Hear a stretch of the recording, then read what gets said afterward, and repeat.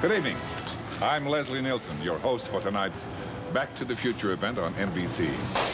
Join us tonight for a special Friday Night at the Movies presentation as one of your favorite stars takes you on a little trip. Michael J. Fox takes you back to the fun, back to the laughs, back to the adventure. We're sending you back to the future. This is nuts. It's a very special screening of the all-time family favorite, Back to the Future. And coming up later... Are we back? We're back. An exclusive sneak preview of Back to the Future Part 2. What do you mean we're in the future? October 21st, 2015. Marty, we're going to be able to see our wedding. Wow. Future. I gotta check this out, Doc. Also, we'll journey behind the scenes for an inside look at the making of both films. Mark, action.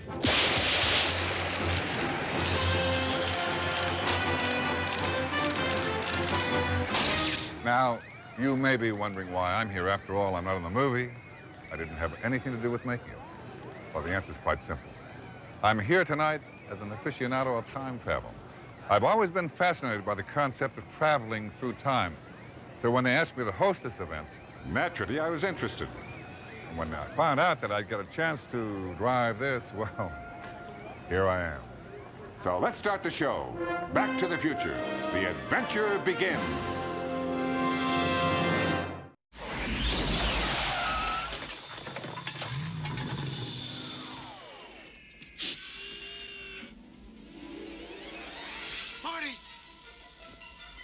You've got to come back with me.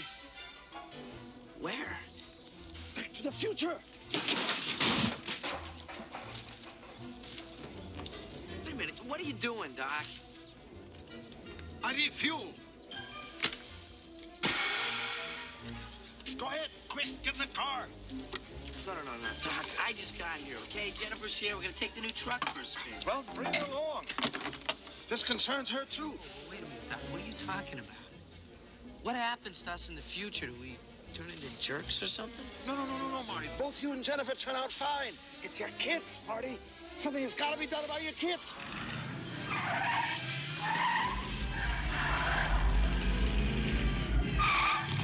Hey, Doc, we better back up. We don't have enough road to get up to 88. Roads? Where we're going, we don't need roads.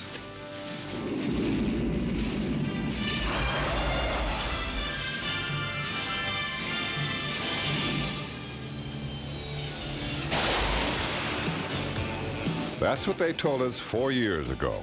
Are we back? We're back. And finally, it's about to come true in Back to the Future Part 2.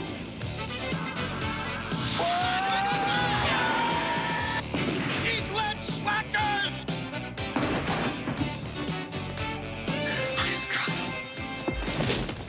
I'm Leslie Nielsen, and welcome to the second part of our show, where we get an advanced peek at some of the scenes from Back to the Future Part 2, and a look behind the scenes at both Back to the Futures. Now, the new second chapter of the Back to the Future saga is a Part 2 in the truest sense of the term.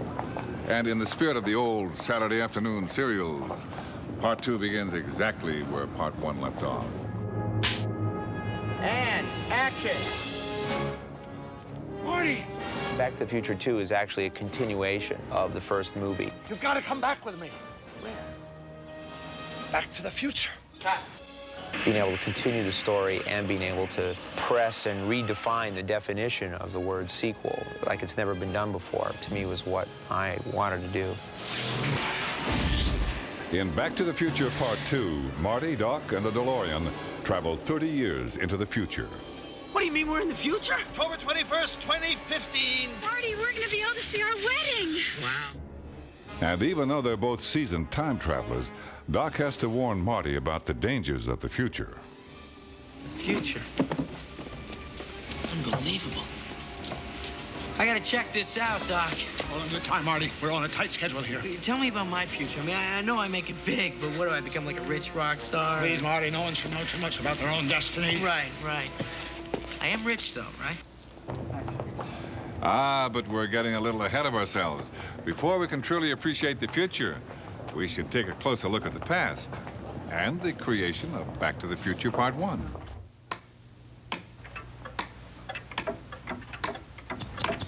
I hope they don't think it's a movie about clocks. Rolling. Quiet, please. Marker? This film was about time.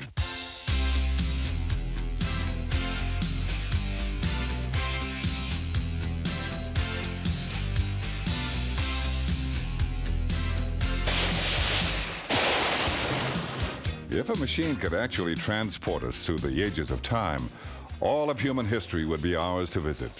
The first task facing the makers of Back to the Future was deciding exactly where they would send their young time traveler, Marty McFly. My feeling about making a time travel movie was to, first of all, make a fun adventure. The reason we chose the 1950s was a simple logistics question. Our hero is 17 years old, and he has to go back to the time when his parents were 17 years old, and that just simply put us in the 50s. The second reason was that the 1950s was the birth of American teen culture. That was the first time that the teenager started to rule, and he's ruled ever since. But Marty found himself being more than simply a passive observer in an innocent time. In this film, he actually changes history by becoming part of the birth of rock and roll. Marty's at a dance in 1955, my character, and he's with the band, and he decides to kind of invent Johnny Be Good in front of all these kids who don't even know what rock and roll is. We got Brad Jeffries, who's a terrific choreographer, who put together this whole thing. He and I worked out this Chuck Berry thing.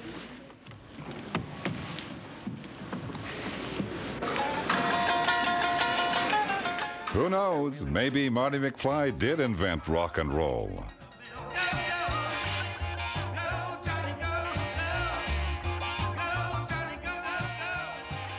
We figure that it's more fun to fool around with a time period which you're familiar with, which you know. And the 50s were great because we've all had the experience of looking through our parents' high school yearbook. There they are. There's mom, there's dad, but it's not. I mean, they don't look anything the same. They're skinny, they're beautiful. You say, no way. You're my mom. It's like, you know, when you're a kid and your father and your mother tell you the things that they did as a kid, you know, like walking 12 miles to school and doing their homework on a shovel at the, you know, it'd be interesting to go back and see if it were really true. Mark? Action!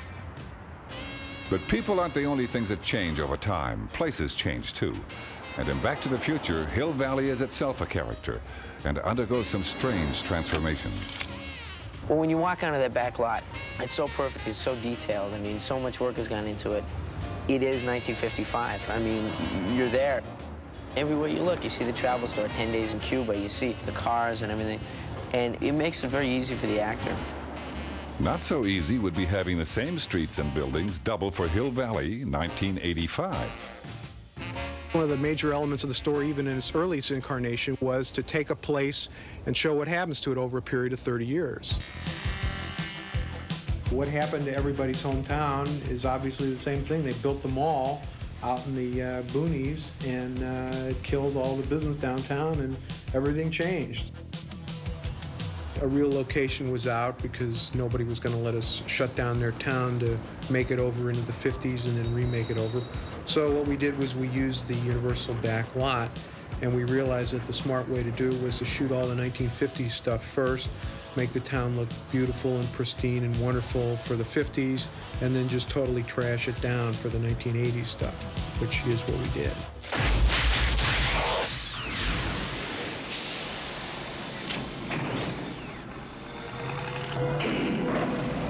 The concept of a town as a character which undergoes change is carried one step further in Back to the Future Part 2. The filmmakers added the twist of an alternate version of the present, created when Marty inadvertently changes history during his time travels. Information about the future can be very powerful. If it falls into the wrong hands, it can affect the world. Welcome to Hill Valley! Hill Valley is Hell Valley. Biff owns everything. 1985. Can't be.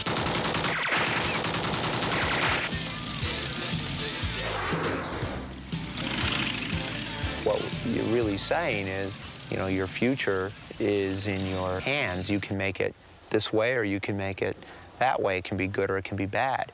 You don't have to have a time machine. Next, we'll flash ahead to take a look at the future of one time traveler. We're like a couple of teenagers, you know?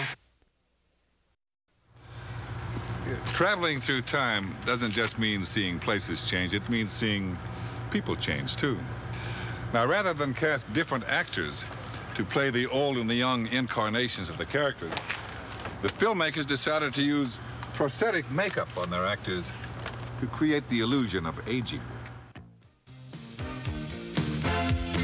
On the days that we have to be old, we have to go in early, and then they start laying this glue on our face, spirit gum, and putting on the pieces, and it takes hours and hours, and it smells bad.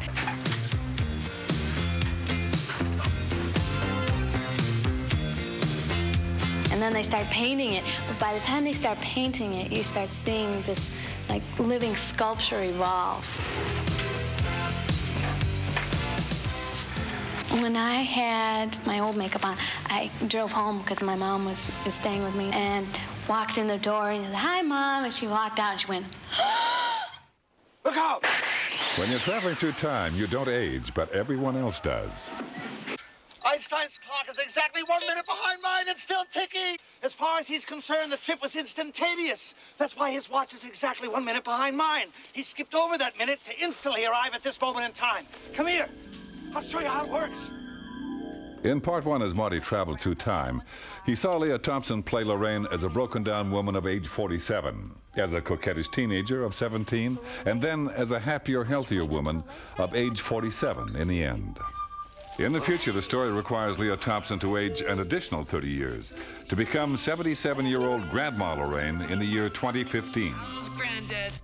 And after Marty changes history, he finds a rather altered version of Lorraine who's had some adjustments. Mom? Mom, that can't be you. Oh, yes, it's me, Marty. Are you all right? I'm fine. It's just that you're so big. Similarly, Thomas Wilson played Biff Tannen at age 18 and age 48. I'm sorry, Mr. McFly. I meant I was just starting on the second coat. In the future, Biff Tannen is still very much alive, a bitter old man of 78. What's that supposed to mean? Hello? Hello? Anybody home? But that's just the beginning. Later on, when old Biff travels in time, he actually ends up meeting himself as a teenager. As you'll see in this amazing scene starring Tom Wilson as old Biff and Tom Wilson as young Biff, one actor playing a scene with himself. Well, that's very nice. Thank you very much. Now, why don't you make like a tree and get out of here? It's leave, you idiot. Make like a tree and leave. You sound like a damn fool when you say it wrong. All right, then, leave! In the first movie, Michael J. Fox escaped the rigors of prosthetic makeup, but this time, he wasn't so lucky. He not only plays Marty at 17, but also Marty at 47, and his own daughter, Marlene. Mom, is that you? To bring these many characters to life, Fox would undergo lengthy makeup sessions. Prosthetic makeup can be fun and it can be hell. The process itself is pretty time-consuming, and it can get quite hot underneath the makeup. For old Marty, it was about 4 hours all told. No comment, no comment! That's not the most pleasant thing in the world, but I think that's all worth the fun that you have when you're actually in character. Now, as we've seen, when you have a time machine, some very interesting situations can arise. You can literally be in two places at once, as Marty discovered in part one, when he went back to the mall and witnessed an incident from the beginning of the film from a different point of view.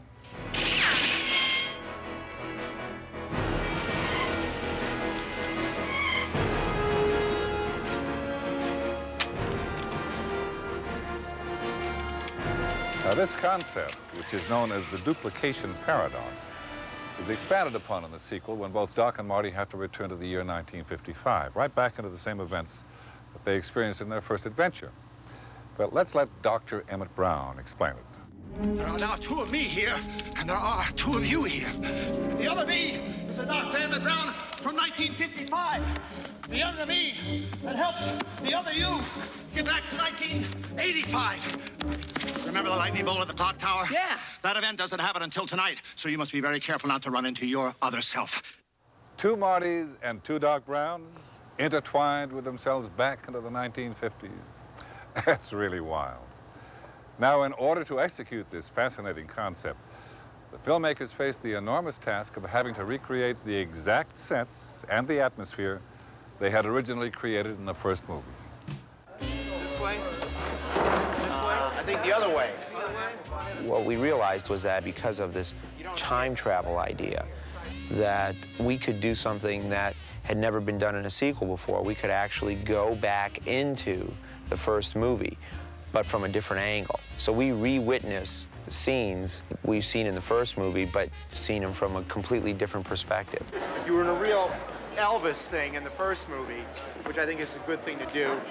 And when you do those riffs, you kind of like are really leaning back and really like being more physical rather than real.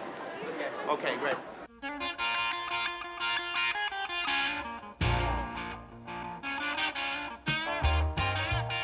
The good thing about a sequel situation is you have this great experience, and then like 5 years later they go, let's do it again. And it's similar enough that you're having all that like pleasure again, but it's just different enough that you feel like you're doing something new and something creative and something interesting. Go, Johnny, go, go, go. Marty has to go back and actually do some stuff behind himself playing Johnny B. Goode. I was so jazzed just to be doing that.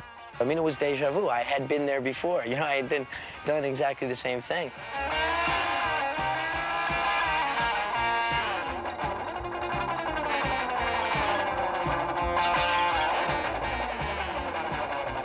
I remember the first time doing that rock and roll stuff, I didn't think about it as much as this time, you know, when I kind of doing the thing, and I said, oh, yeah, and this is where I just threw myself on my knees and slid across the stage and did it and went, what the? How did I do that? Action! One of the great parts of doing this film is the physical side of it. I love action. I love it when I do something and, you know, I can hear somebody go, well, they're not going to let him do that, are they? And I'm like, hey, they can't stop me from doing it. There's never a scene where I'm not, you know, running, jumping, flying, screaming, reacting. I mean, it's just one thing after another. Coming up next, we'll hear more from Michael J. Fox. We'll take a closer look at the DeLorean time machine, and we'll have another exciting look at the year 2015. We've met most of the characters in the Back to the Future saga, but there's another very important one that we've left out. It's this one, the DeLorean time machine. But originally, it wasn't going to be an automobile.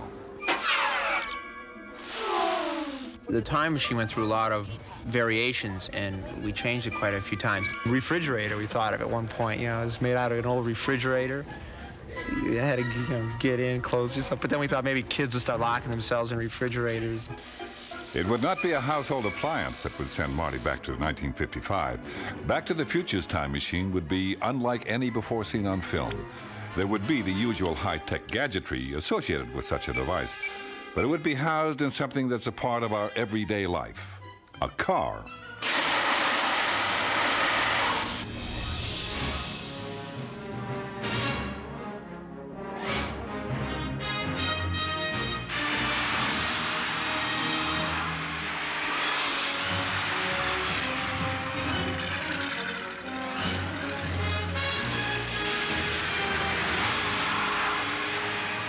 It became very apparent that if you, in fact, were to build a time machine, you'd be foolish not to make it mobile and to take it with you so that you could get back and not have to worry because, you know, you never know. You know, traveling through time is a dangerous thing.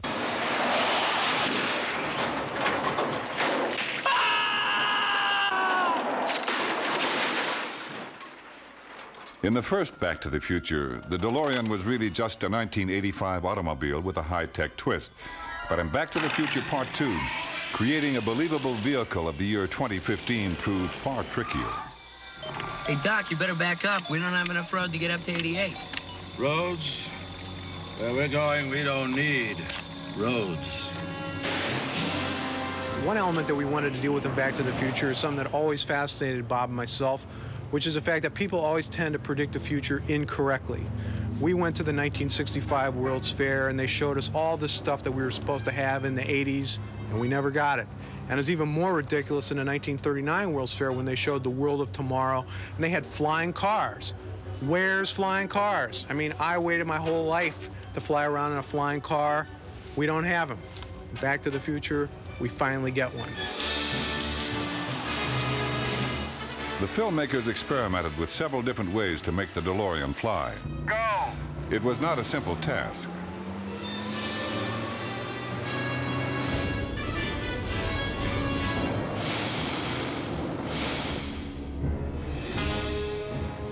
There was never any one single way of doing it. So the film is actually a combination of every type of technology, whether it was high-tech or low-tech, whether it was physical special effect or an optical special effect. Just about every type of special effect known to man was used.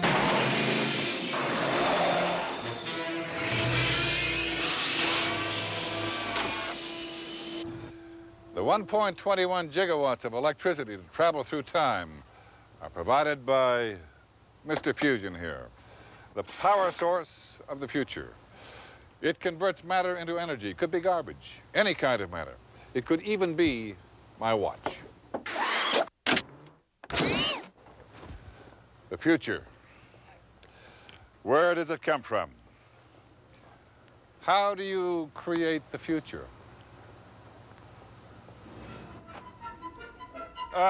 Oh, come on now, really. The first thing we decided was that, you know, the future wasn't going to be Orwellian. We tried to just project what we thought might happen in 35 years from now as best we could, but mainly making it fun from a pop culture standpoint. This is cool. We, in a sense, had to get everybody to get past the images that came from Blade Runner, you know, smoke and the chrome and everything.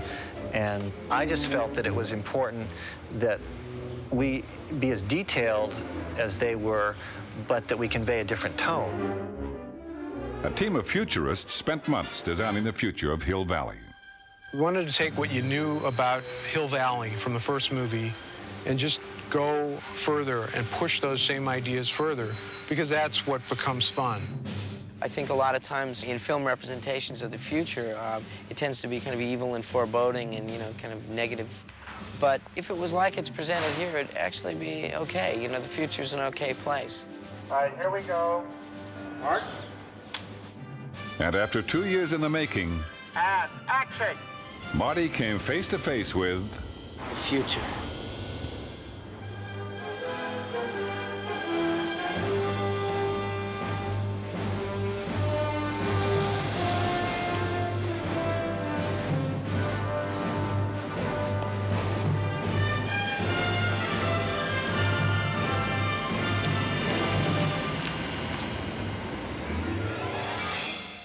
Now, this is a familiar building. This is the Essex Theater, where that Ronald Reagan classic, Cattle Queen of Montana, was playing in 1955.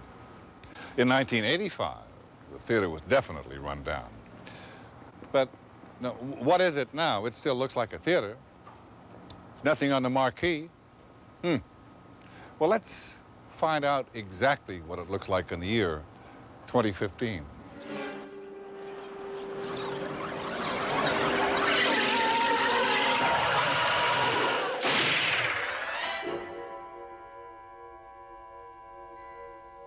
Shark still looks fake. In the first Back to the Future, the past was constantly connected with the present. And in part 2, the future is added to the equation. Or, as the saying goes, the more things change, the more they stay the same. All right, punk. Now, Whoa, Biff. What's that?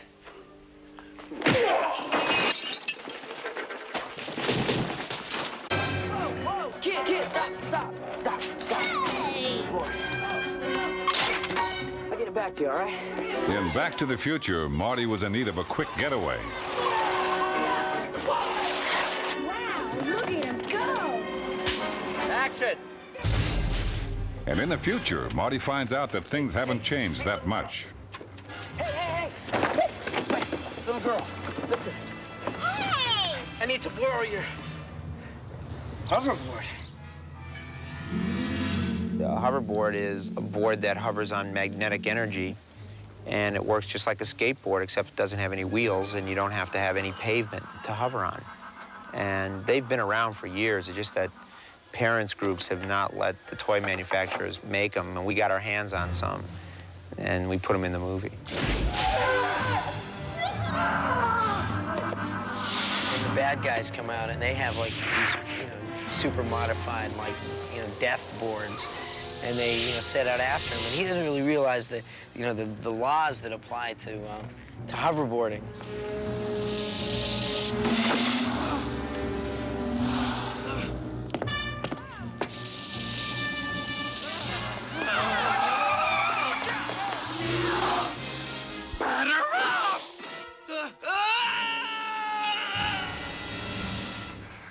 Hoverboards. Pretty amazing technology. With one of these, I bet you could really go places. Let's try it. Maybe it only works in the future. Well, that's where I'm going. Back to the future. See you in the movie.